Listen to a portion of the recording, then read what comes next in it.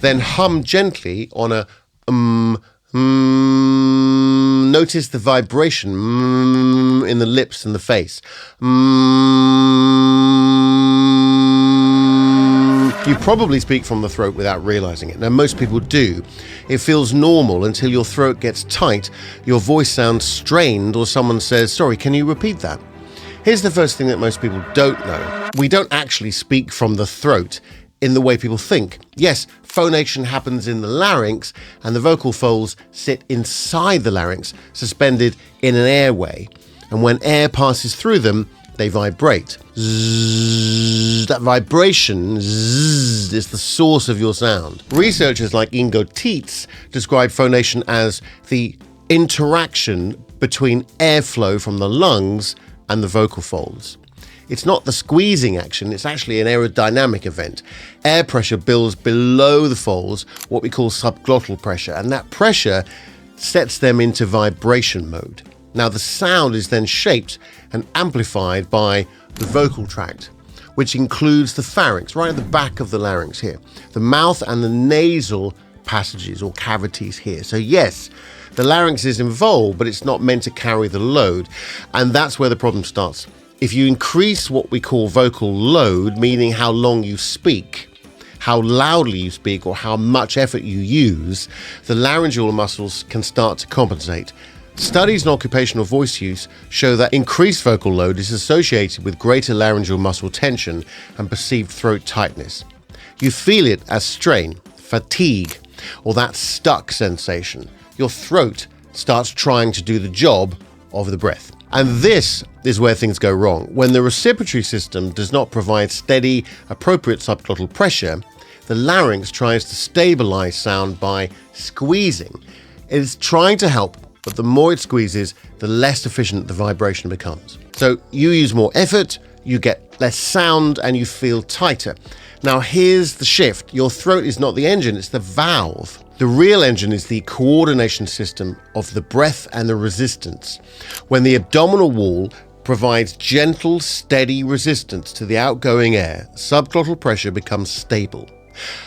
The vocal folds can vibrate with less collision force, less squeezing, and less effort.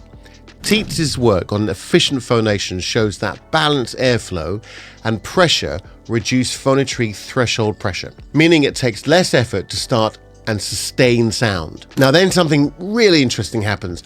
When the sound resonates in larger spaces, such as the chest, or your oral cavity, and even forward oral space, the energy of the sound is distributed. The acoustic load shifts away from the larynx and the system becomes a lot more efficient. You are not pushing sound out of your throat, you are allowing vibration to be amplified by space.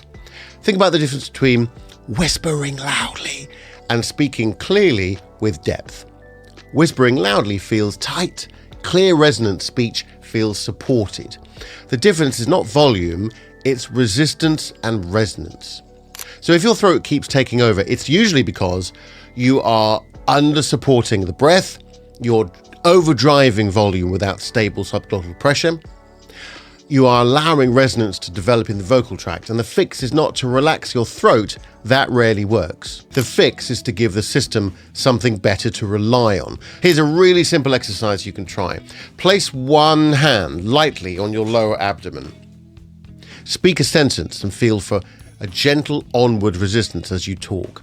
Not a push, not a collapse, just steady engagement. Then hum gently on a notice the vibration in the lips and the face. And keep that vibration as you open into speech. What you're doing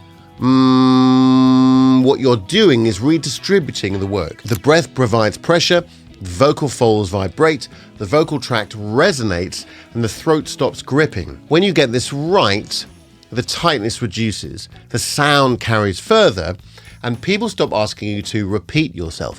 Your throat has never meant to do the heavy lifting.